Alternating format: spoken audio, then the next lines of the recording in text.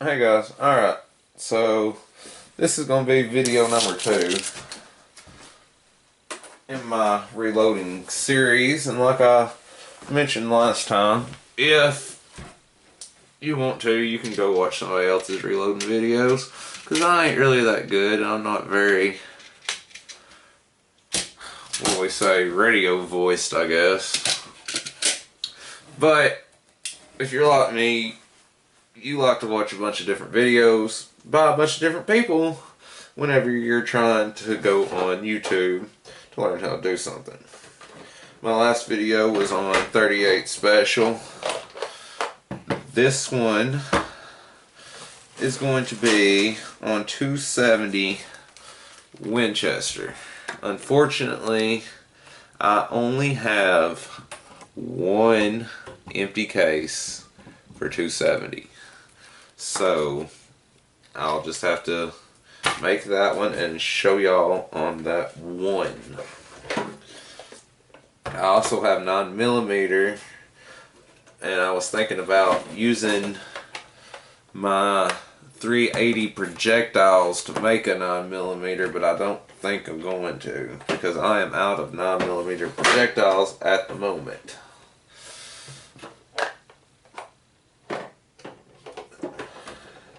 But if you all watched my last video, or if you've ever watched a hand loading video, you've seen one of these boxes, and you've seen someone open it up and seen what all's in it.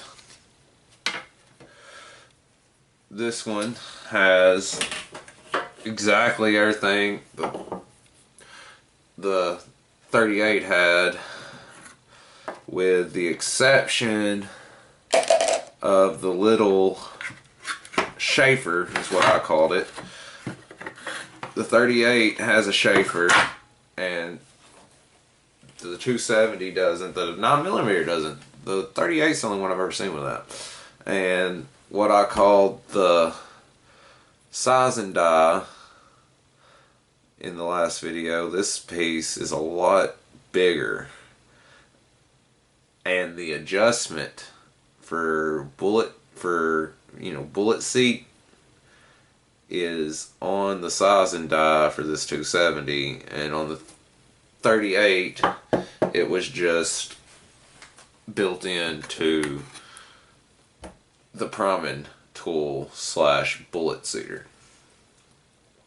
So it's real simple. If you watch my last video, it's going to be pretty much the same exact thing, minus the Schaefer. I forget what this is called, but I call this the safety cup, or the de-priming cup. But you put your bullet in it, primer side down. You take your de-priming rod, drop down in it, line it up with the primer, give it, usually it just takes one good whack and knocks the primer out. Then you're going to want to lubricate it. I just dip my finger in the lubricant and just kind of rub it on the casing. And then you're going to, just like with the 38 of your size and die, you have a flat end and a funneled end. And on this one, you're going to put the funnel end down, flat side up, and you're going to want to beat this casing down in to that size and die. And it's going to get loud. I told you, hand loading is a loud process. Just gonna hit it. This right here is a double-sided mallet of Pittsburgh. I use the rubber end to do that. And then, I don't know if y'all watched my last video, like I said, I don't know if you're supposed to do this. This is what I do. I take, because you want it flush. See, it's not flush right now. It's sticking out just a little bit. Well, first I'll take my safety seat. I'll put it in there and I'll hit it with the mallet a few good times. Usually that does it, but there's still just a tiny hair sticking up. So for that, I'll take my priming rod and I'll just give it a few light taps with this 8-ounce hammer. And now it's flush. So then, what you're going to want to do is take your priming tool slash seating rod, and lay it down, and you're going to want to put a primer in it. It's got a little hole in the center, a little black dot there. And you're going to want to drop a primer in it. Now if you are too dumb to know which way the primer goes, maybe you shouldn't be making bullets, or even shooting them for that matter. But for this reload, I'm using CCI number 200 large rifle primers. Then you're going to take your sized bullet inside the size case, You're going to put it in that priming tool, and like I said in my last video, it kind of sits in there. I didn't show it in my last video, but it sits in there, and it's kind of steady in there, sturdy. And you're going to take your priming rod, drop down in there, and take your little hammer, give it a few light hits, and when it pops off like it did, that's usually when it's good. So now this is a hot round. So from here on out, everything done on it needs to be done with that safety cup. It's got a little hole in the bottom of it in the center, so that way the primer doesn't come into contact with anything. I did not get my bullet or my gunpowder ready for this particular round.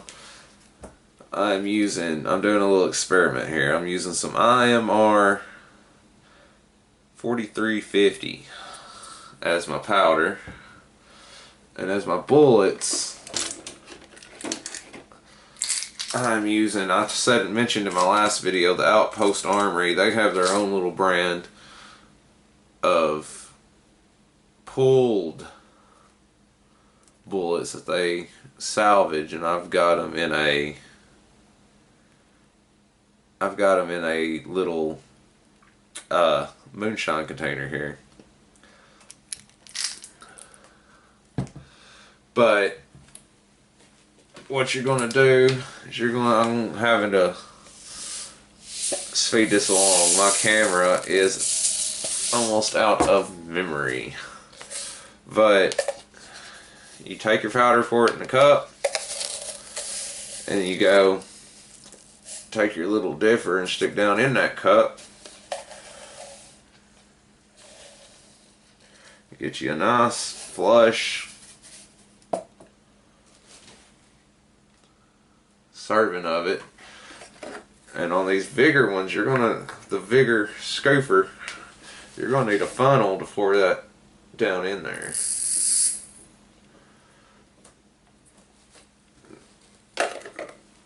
And then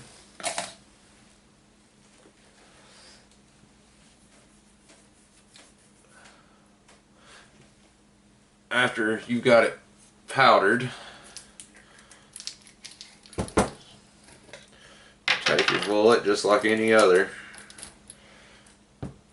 drop it down in there, and then you take your bullet seeder / priming tool, and you knock it down in there.